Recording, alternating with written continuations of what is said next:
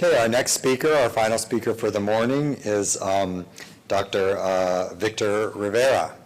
And boy, our speakers just keep getting better and better and better, from Dr. Lewis to Mardiam, Lieutenant Commander. Dr. Rivera, you're up against a tough group here. But we're so happy that you are coming today to speak with us. We'll put your slide of functional medicine approach for managing chronic pain. Really give us really open our eyes and give us a completely different perspective with the paradigm of functional medicine. I'm very excited about that. And your background, you're a native from Pasadena, Texas, and 2000 graduated at Texas Chiropractic College. And you stayed and worked as a chiropractor before then entering Bachelor of Science Human Biology, Doctor of Chiropractic, after the American College of Acupuncture and Oriental Medicine. And then finally on to medical school at USIS, one of our former pain fellows, and doing a fantastic job in this area. And we're grateful to have you today to talk to us a little bit about functional medicine.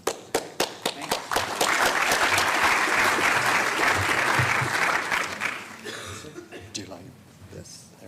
No, I'll just do that. Okay, awesome. All right. Thanks. All right. All right. Well, thanks for having me, and thank you for Commander Mellon. That was great. So my talk today will focus on how functional medicine can be utilized for the management of chronic pain. Oh yeah, I have no disclosures, and these are primarily all my opinions. So the objectives, to understand the role of functional medicine and how it can be utilized for the management of chronic pain, and then understand the concepts of how functional medicine investigates root causes to create personalized treatment plans, and then become familiar with ways to incorporate functional medicine tools into your practice. So quick background, again, prior to medical school, I went to chiropractic college, and during chiropractic college, we had about a year of clinical nutrition, and that pretty much started my kind of passion in nutrition. And then after chiropractic college, I was working during the day as a chiropractor and going to school at the American College of Acupuncture and Oriental Medicine in Houston.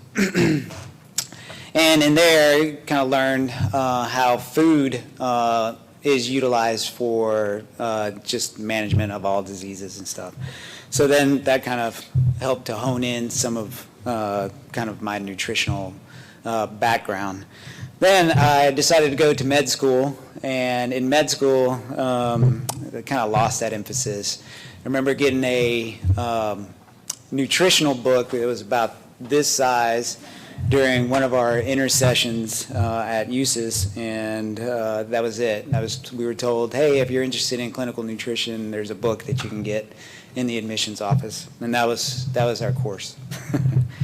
So then graduated medical school, went to internship, and then after internship, this is where it really all started for me. I was at the flight surgeon course and got a call that my daughter had a seizure. Then she was worked up, and it was idiopathic. She was having a seizure every 20 minutes.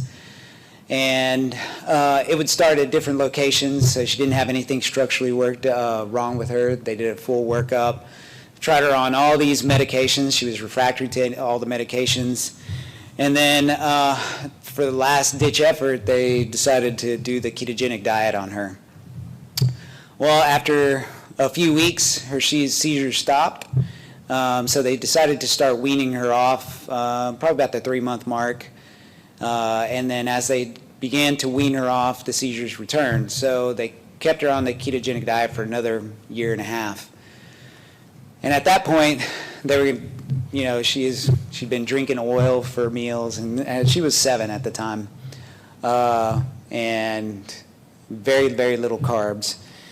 And anyway, she started talking about all the foods that she wanted to eat after coming off the diet, and I was like, whoa, this can't be good. So I started doing a lot of research, one, to figure out why that worked, and then 2, how she could protect her brain, all right, from this occurring again. So in my research, I kind of got exposed to how powerful nutrition is into treating not only seizures, but all kind of all disease states. And I read a book called Ultramind by Mark Hyman, who's a board member of the Institute of Functional Medicine and also the director of the Cleveland Clinic Center for Functional Medicine. So would make a difference because there's lots of challenges obviously with central brain stimulation, but I'm wondering if people are looking at indirect ways to create the same correction. There are some studies that are looking at this. They're still limited. There are still a lot of technical challenges that have yet to be overcome in terms of using this as a true biomarker for pain response. One is the way that the data is processed. One of it is having a large enough sample size, because the effect size is still, I think in some conditions it's smaller than in others, so depending on what you're looking at. But there has been some work. I think the one that probably has, that I'm most aware of, is specifically in acupuncture, which is a little bit different, but there are some efforts to find those correlations pre and post treatment, for instance. But that's still pretty early. Yeah. Yusuf Saeed, Eglin Air Force Base. Just a quick question, kind of along the same lines. In terms of peripheral neurostimulation, the trials are very early in SPRINT PNS, but are you seeing any central remapping with peripheral neurostimulation that you've kind of come across?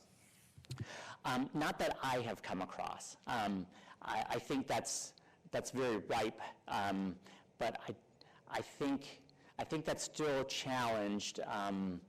I think the interest in, I think there's a couple things. One is, if you find something that works, then we'll just stay with it. Why do a lot of research to look at the central effects? I think that's part of it. The second part is that it really requires looking at all of the really dimensions that we're talking about here. So I haven't seen a study where that's been parcellated out. I've seen some attempts, but nothing definitive. I don't know if that answers your question, but it's ongoing.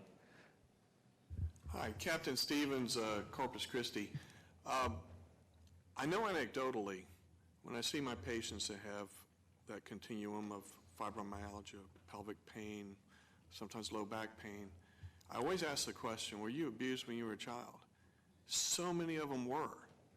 So is there a physical change or a trigger or something that happens that maybe remaps this pain thing, and how can we use that? Yeah, so I think that's a common experience among providers, and I think it's certainly been recognized as a risk factor in a number of painful states. We even see it in chronic symptoms of concussion, that history of abuse or of any behavioral health diagnosis prior to injury. So I think that there is a recognition of that and an appreciation of that in terms of the epidemiologic studies. How that influences this, I don't think has been clearly described, but I think that is, I think that would be a very important and relevant study to look at. How much time do I have? Oh, you're good. Okay, so this is, so I'm going to go on a tangent a little bit here. So the National Institute of Mental Health is really has been working on something called the research domain criteria for several years now, which is the idea of taking then the focus there is on mental health, but that really applies in pain as well, is to take the symptoms and develop a model, a cognitive model that can be then used to develop new treatments. So for instance, when the studies in adolescents with anxiety, when they show faces, so a spectrum of faces from very happy to very angry, a sequence of 10, and then you put kids without a history of anxiety in the scanner, they'll say, okay, the midpoint that's neutral is maybe, and I'm just making up these numbers because I don't remember them exactly, they'll say the midpoint is 5. You take anxious patients, they will be shifted perceptually over 2 or 3, so that what someone who without anxiety would interpret as mildly positive, they will interpret as neutral. So this perceptual bias is now being looked at in terms of a target for anxiety disorders. And my gestalt, although I haven't seen anything that shows this yet, is that that same bias probably influences response to pain. And my guess is that's probably very early on in the developmental process, probably the earlier in the developmental process that that aversive stimuli occurs, probably the greater the degree of risk for subsequent comorbidities along with pain. That's just me talking, so I'm glad there was a disclaimer slide early on. But I think, so while that hasn't been borne out yet, I think that's the approach to take to answer your question. And I haven't seen that study yet, but I am, at least in terms of correlations with what I've been describing. I think it's certainly been described in terms of the epidemiology, but not in terms of neurophysiology. Any other questions? Okay, with that, Thank Colonel you. Lewis, thank you again very much.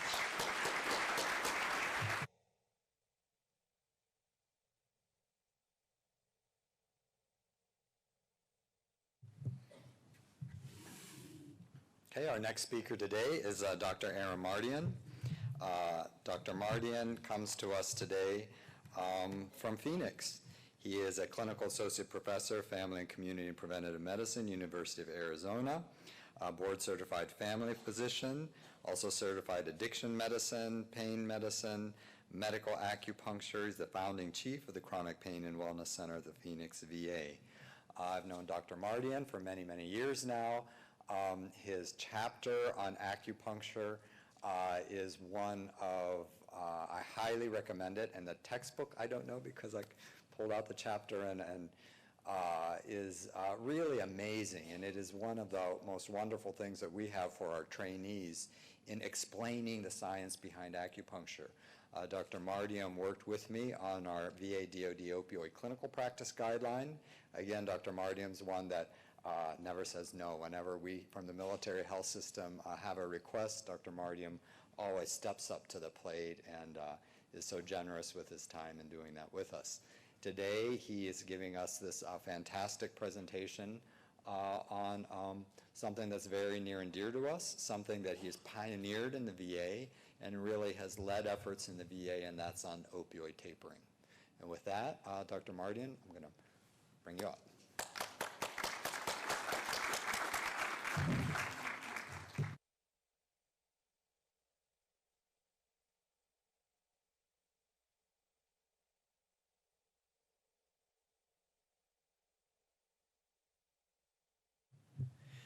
Okay, can everyone hear me okay?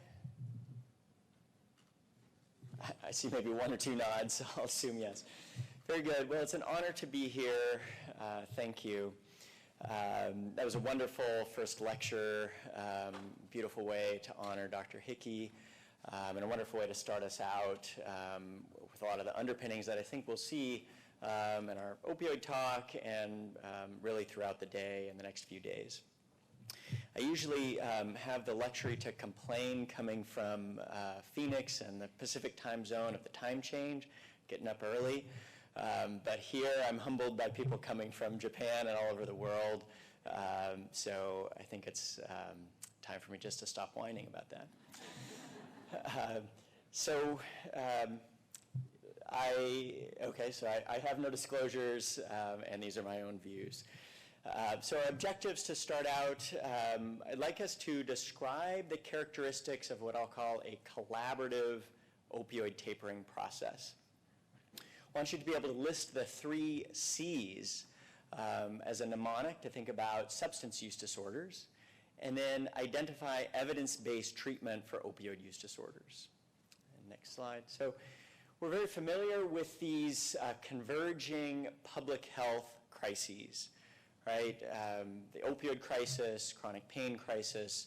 I'll spend just a few minutes talking about our current state. I think this is we're all well aware of that in the room here, but we'll talk a little bit about the current state, and then we'll talk just a bit about the background, some of the models of pain care and our healthcare system that got us here, as a way to think of how can we transform those, how can we change those, not only in opioid tapering, but in the larger context of chronic pain care. Next slide, please. So, again, staggering numbers, almost 400,000 deaths from 1999 to 2017 from both prescription and illicit opioids. And next slide. And then this is a dramatic increase, a 5-fold increase from 1999 to 2016. Next slide. So I think many of you have probably seen this slide. This is from the CDC. This essentially looks at the 3 waves of the opioid epidemic. So on the far left side here, really the start of this epidemic was in the large increase in prescribing of prescription opioids and the overdose deaths that were related to that. Then in about 2010, the deaths from heroin started to increase dramatically as our second wave. Both of those have started to level out, but unfortunately now those larger trends being overshadowed by the deaths from synthetic opioids, primarily illicitly manufactured fentanyl, which are still increasing. Next slide, please. Really our major adverse effects from opioids, overdose death and addiction. So from 2016 numbers, 1.8 million Americans having an opioid use disorder related to prescription opioids. And then some of these are overlapping, but 626,000 had a heroin-related opioid use disorder. Next slide, please. So chronic pain is the most common, the most costly, and the most disabling of chronic conditions. Right? So we have been spending a lot of money, over $600 billion annually in both care and lost productivity, and we're not doing very well. And I'd like to talk about and make a little bit of the connection between our current opioid situation and how we got here based on models of pain care. Next slide, please. Kind of staggering numbers, looking at $1 trillion up until 2016, and an additional $500 billion projected. This is the cost of the opioid epidemic, again, both in the cost of care and lost productivity. Next slide, please. Again, so what we're doing is not working very well. This shows the share of newly disabled workers from 1961 on the left-hand side over to 2011 on the right-hand side. We see down on the left-hand side, low back pain and musculoskeletal disorders being quite low down on that list, and then coming up to the top and the largest proportion of newly disabled workers in 2011. Next slide, please. So in response to this, we've had many national guidelines and recommendations and policies, the CDC and the National Pain Strategy in 2016, the VA DoD guidelines in 2017. Next slide, please.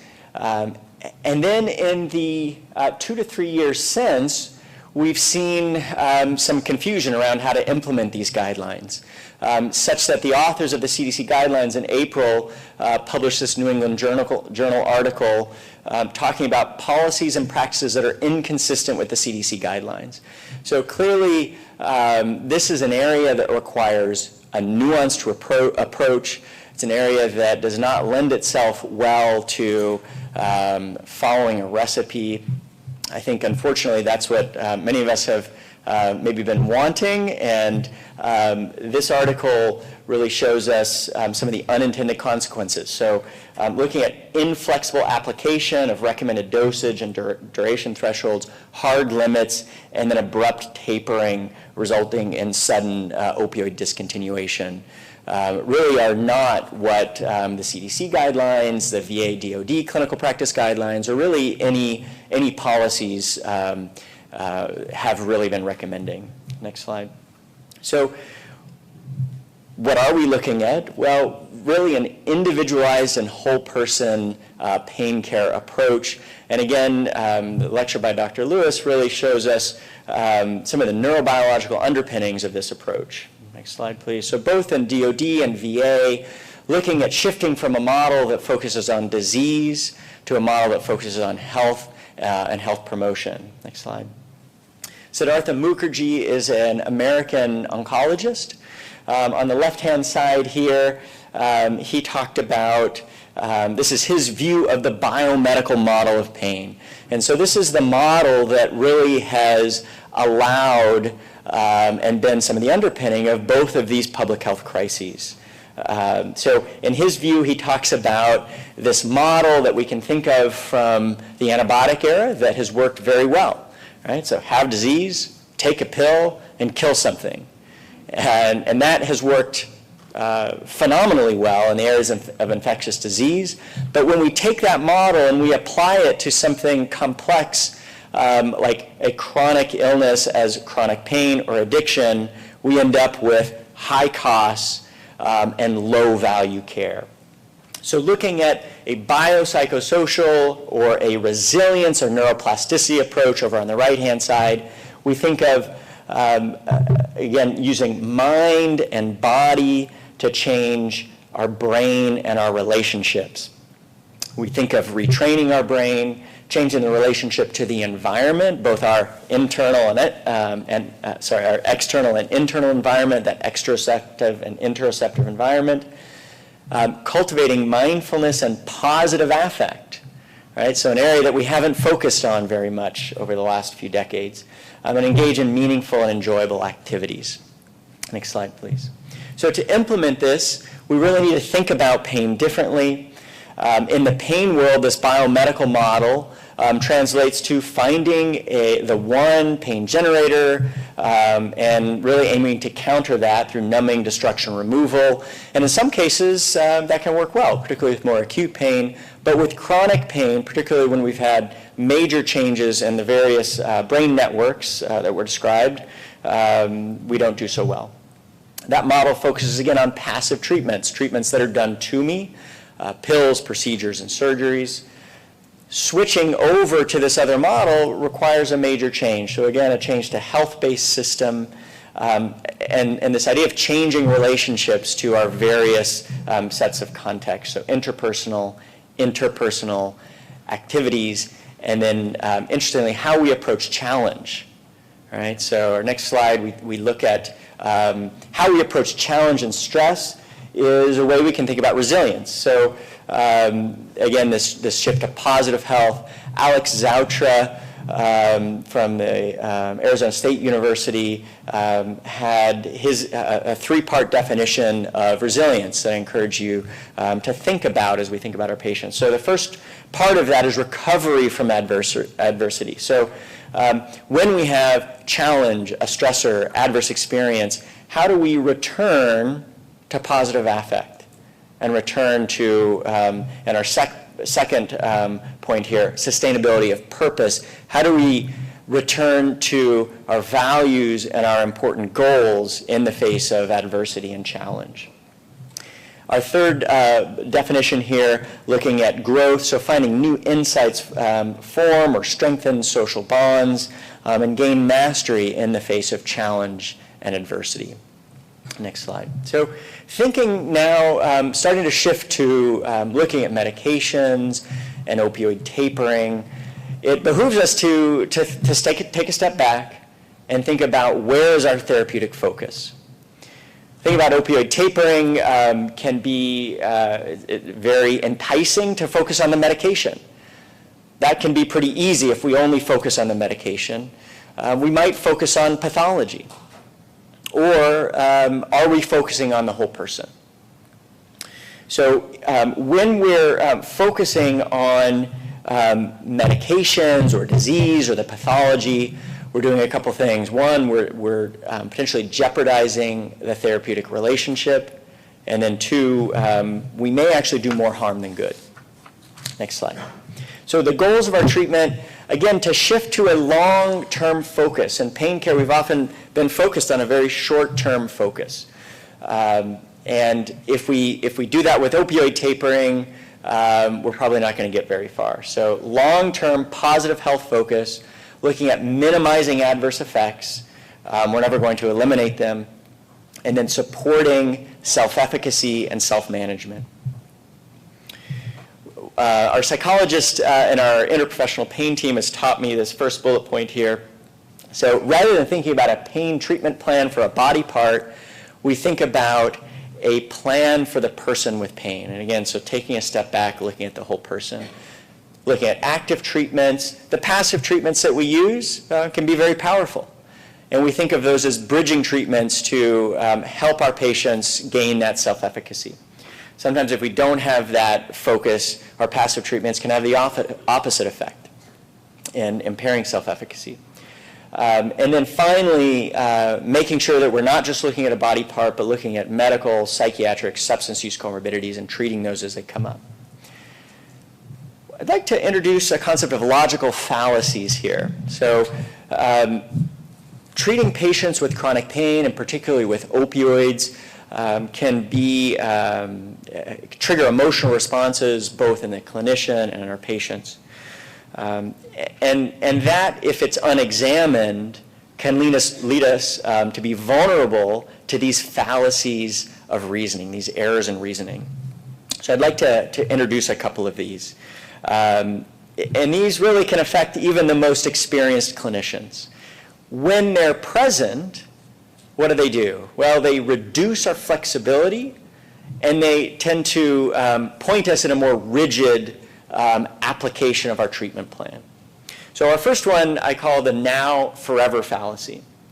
So this one it really assumes that the plan I'm making today unconsciously is a forever plan, right? So if I make a plan today to not taper a patient, sometimes that can morph into the idea to keep the patient on opioids, right? And in the past, 3 years ago, 5 years ago, 10 years ago, I would argue that really unconsciously we kind of put patients into these buckets. Do I keep a patient on opioids, or am I tapering? And that can almost be a life plan, which I'd argue is not in the patient's best interest. So keeping in mind that the decision I'm making is an individual decision at a certain point in time, and it will likely, very likely change as my patient changes, as our interaction changes over time. Our second one is the black-white fallacy. So this, again, thinking of only binary treatment options and binary treatment decisions, right? And so this can, again, kind of back us into a corner, particularly in these emotional situations. I strongly recommend for us to look at choice points. We have many of them, but sometimes we lose sight of that as we become under stress in these situations. So we might make a decision to taper, but that we can offer our patient many choice points. And that choice point may be, okay, today there's a lot of fear, there's a lot of emotion on the patient's part, so maybe our decision is not to taper today. And our choice points are, would you like to start a small change in 2 weeks, in 4 weeks, or in 6 weeks? It might be something as simple as, if we're on different formulations, would you like to look at this type of formulation to reduce first, or this type of opioid to reduce first? So trying to bring in as many choice points as possible. The next is our accept, fix fallacy. This one is based on the idea that acceptance is similar to giving up, right? And so if we accept our current situation, that's giving up, and which would be antithetical to moving forward. Obviously not a choice that many of us would want to make. When we do this, we often are stuck in what we call the medical merry-go-round, so an endless rotation of passive therapies without helping us improve function, without helping us improve our quality of life. So when we're thinking about our treatment plan, recognizing that accepting our present reality is often paradoxically necessary for us to move forward. Thinking about opioid naive versus opioid exposed patients is another very important way for us to think about these populations. Again, thinking about some of the neurobiological changes, these are quite dramatic, and we're learning more and more about those changes in an opioid exposed population. So in the VA DoD guidelines, we're very specific to call out these different populations. Recommendation 1A is to recommend against initiation of opioid therapy for chronic pain. And so much of the change in opioid prescribing, the amount of opioids being prescribed, some of the low-hanging fruit is really in this population is not starting long-term opioid therapy for chronic pain. A much more complex situation in recommendation 14 is recommending tapering when risks outweigh benefits. And again, we were somewhat prescient in this second parenthetical comment, abrupt discontinuation should be avoided unless absolutely necessary. FDA issued an advisory about this in April of this year. Next slide, please.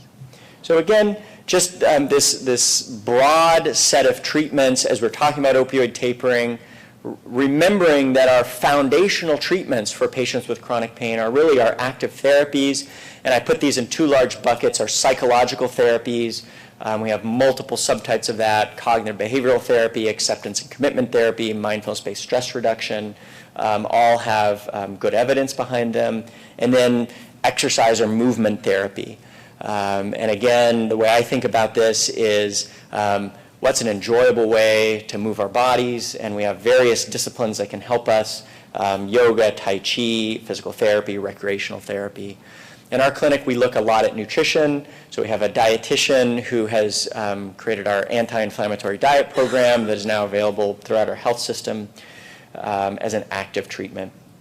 Passive therapies, again, looking at things like acupuncture, spinal manipulation, as our bridging therapies to help support our patients, maybe as they're tapering, when they're doing something that's particularly challenging for them, to help them move forward in a more active direction. Highly recommend taking a look at this Lancet Low Back Pain series. Summarizes much of what I've talked about so far. This was published, there were 3 articles just last year for a worldwide Lancet collaborative. And again, they talk about this notion of using positive health. They didn't use the term resilience, but their definition here is ability to adapt and self-manage to challenging situations is really the definition of resilience. And then our biopsychosocial framework that we've talked about. Unfortunately, we overuse low-value treatments, so treatments that are high cost and have relatively little evidence of benefit. And so this collaborative recommending reducing the inappropriate high use of imaging, rest, opioids, spinal injections, and surgery. All right, I'd like to switch gears just a little bit now, and we'll be jumping into the some of the meat of the opioid tapering section. So it can be helpful to consider three groups when we think about opioid tapering. Our first group are those engaged, and engaged, when I say engaged, I mean engaged with us as a treatment team and open to tapering. Our next group are those diagnosed with opioid use disorder. And then our third group are those not engaged and really not open to tapering.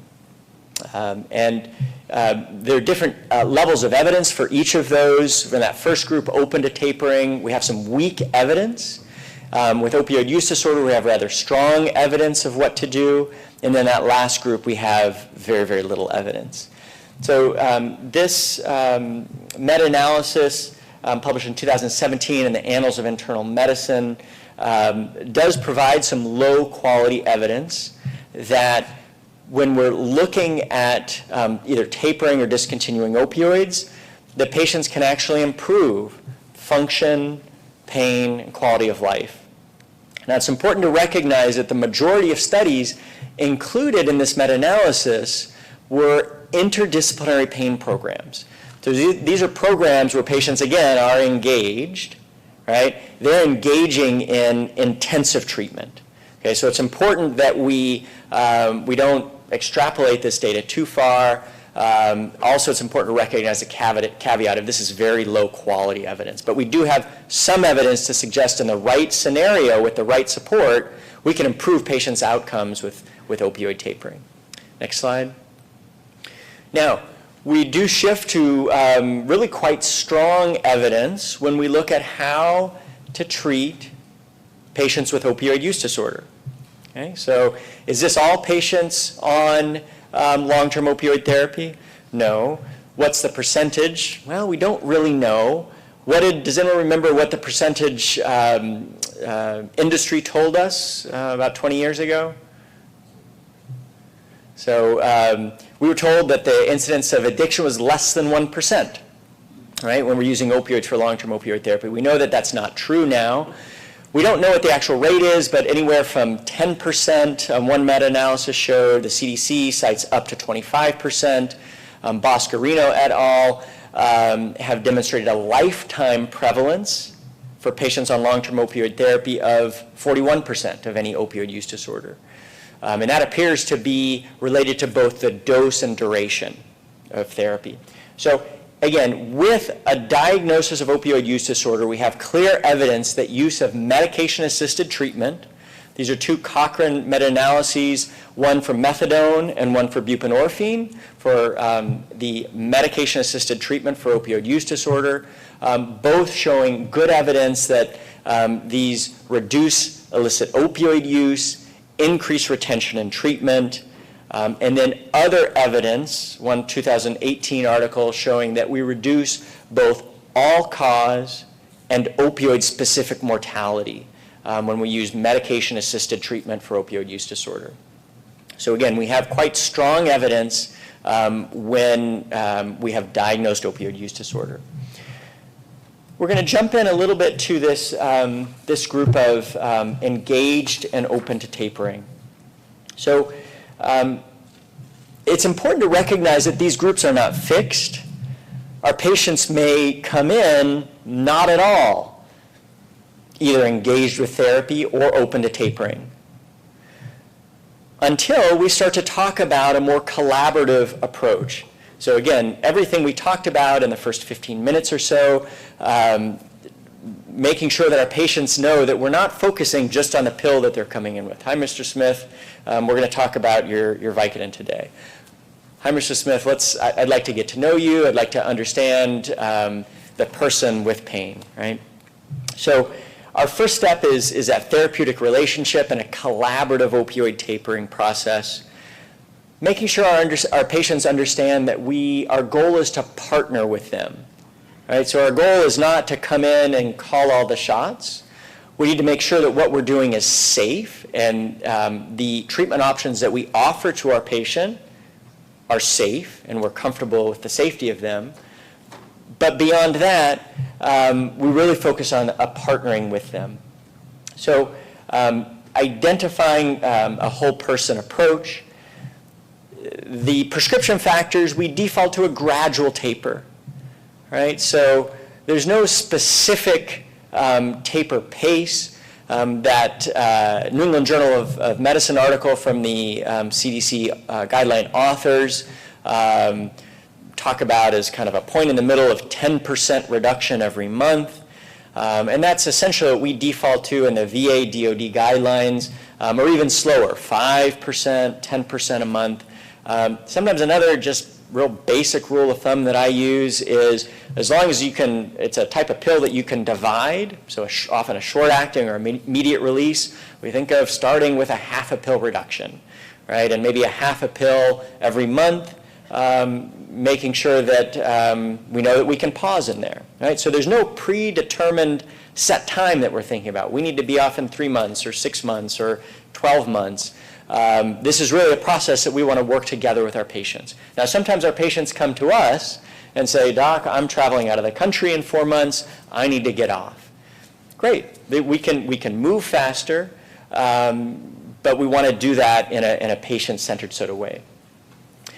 Using our routine risk mitigation strategies that we talk about in a variety of guidelines. So we got to see our patient, routine visits, check urine drug screens, check our PDMP, our prescription drug monitoring program, and then opioid overdose education and naloxone distribution really should be universal in this population. Now, opioid use disorder may not be evident when we start a taper.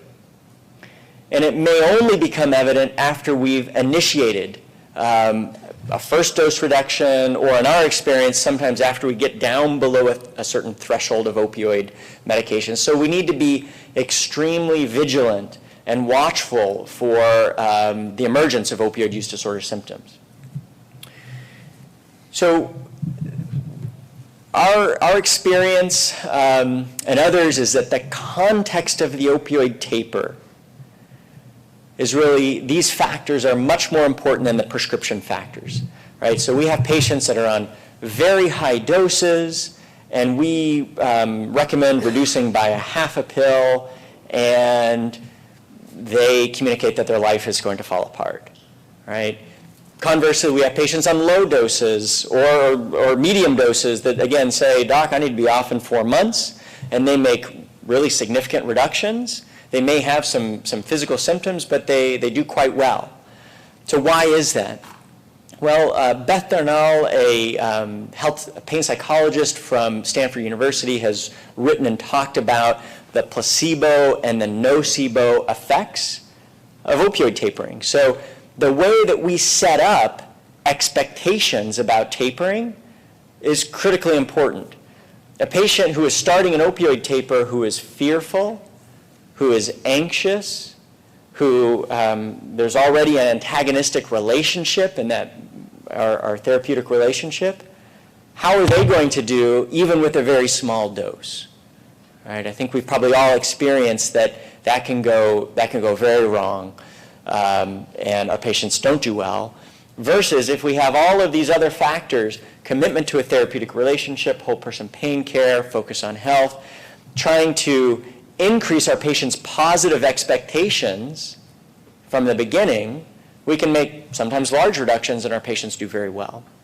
So again, focusing on context, knowing some of the key factors about prescriptions are obviously important, but focusing on the context. Opioid use disorder. So one of the best places to start here is recognizing that both the condition of opioid use disorder and the medication treatment that's evidence-based and recommended for it are both highly stigmatized in our culture still. And I would argue almost certainly a pretty significant portion of us here in a large healthcare setting, there's a significant amount of stigma. Our idea to start with this is recognizing that there are neurobiological changes in the disease of addiction, opioid use disorder. This condition has strong behavioral components. So much in the way we think of our patients with diabetes It's a biologic disorder with strong behavioral components. How often do we discharge a patient from practice with diabetes who isn't adherent to our lifestyle recommendations? Right? Not very often, I would argue.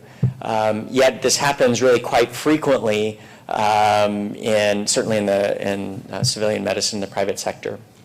So recognizing the neurobiological underpinnings, starting with this non-stigmatizing approach, is really a non-judgmental approach is what will help our patients engage with us and help us be able to offer these evidence-based, potentially life-saving treatments. Again, in the context of whole person care, when we've diagnosed opioid use disorder in a patient on long-term opioid therapy, we certainly need to increase our risk mitigation strategies and really look closely at a team-based approach for medication-assisted treatment. We're going to shift gears here a little bit to our most challenging group. So this is our group that is not engaged and not open to tapering. So one of the reasons this is most challenging is we have very little evidence to guide our approaches here. And I want to encourage us to think about, again, this group is not a static group, but these are very dynamic. So our patients are switching in these groups throughout the course of their illness and in their interactions with us. Looking at a team-based approach, certainly in our VA and DoD settings, we know is critically important with not only this group of patients, but all of our patients. And we're fortunate. In the VA, we have what we call primary care mental health integration. I think there's something, a very similar analog in many DoD settings. In the private sector, this is largely absent. And unfortunately, this schism and siloing of care ends up not providing our patients with the most evidence-based practice. So if we can intensify treatment and begin to recognize that our patients coming in with low back pain may have untreated or undertreated anxiety, depression, PTSD, that in a setting that is only focused on pain procedures, we're not going to get very far. If we start to bring in our mental health colleagues, our movement colleagues, and look at now we can start applying some evidence-based treatments and begin to see this patient who initially came in the non-engaged, now starting to engage and may be more open to tapering in the future. It's important to recognize that this group really has a differential diagnosis, right? So we can start to unpack it a little bit. One of the most common areas, again, I just touched on briefly, is this area of untreated underlying mental health conditions, right? So this might be a diagnosis, or it may just be subdiagnostic emotional distress. We talk about chemical coping, right? So our patients may have, maybe medicating that emotional distress, and no one's really talked to them about that before.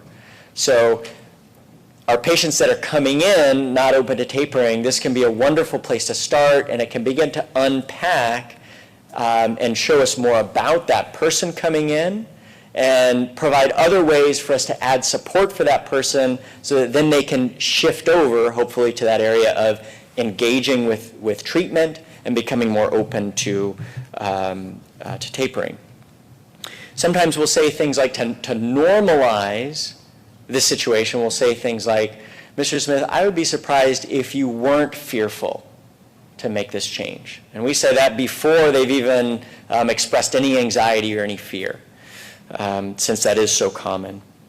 So we know that opioids reduce a sensory aspect of pain, but we know that they do much more than that. And some papers actually suggest that the the interaction in the emotional parts of the brain for opioids is actually more robust than in the sensory aspect. So bringing attention to the emotional, the social, and the reward system aspects of opioids, again, can open up kind of new horizons for us to engage with that treatment. To illustrate that, I'd like to read a quote from the Odyssey that really does a wonderful job of describing some of these other effects. So this is the T.E. Lawrence translation, and it says, "But Helen of the line of Zeus called to mind another resource. Into the wine they were drinking she cast a drug which melted sorrow and sweetened gall, which made men forgetful of their pains." All right, so the next time that we recognize that opioids may be soothing someone's loneliness, someone's emotional distress, someone's anger, someone's sadness or sorrow, we can take a new lens and really shift towards helping them build skills to manage that. And often if we do that, since the opioid was the main thing that was helping them with that, now that we give them other support, they can shift into this group that's engaged in therapy and open to tapering. Next slide. So we're very comfortable with this idea of a risk-benefit analysis, right? We do this all the time in medicine. And when we read the CDC guidelines, other guidelines, we're talking about, well, who do we taper? Well, we taper when the risks outweigh the benefits. So this is a great place to start. First, we look at the risks of opioid therapy, and we recognize that there's converging evidence that opioids, again, we talked about the overdose death, addiction risks, but have other risks. Can increase the risk of depression, can increase the risk of disturbing sleep, endocrine, immune function. And so we have this converging evidence about the risk side of the equation. What about the benefit side of the equation? Well, we certainly have a lack of evidence. We don't have strong evidence showing benefit. The best way to determine benefit is looking at a pre-treatment state and our current state, right? And ideally multidimensional, so we're looking at emotional, social, vocational, and physical functioning, both before we started opioid therapy and at our current state. Well, how often do we have that?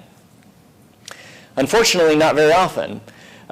So the benefit side of the equation, we're often left with our next best proxy, which is, well, what's our current functional state of our patient, right? And so our current functional state, unfortunately, what we often see is that our patients are not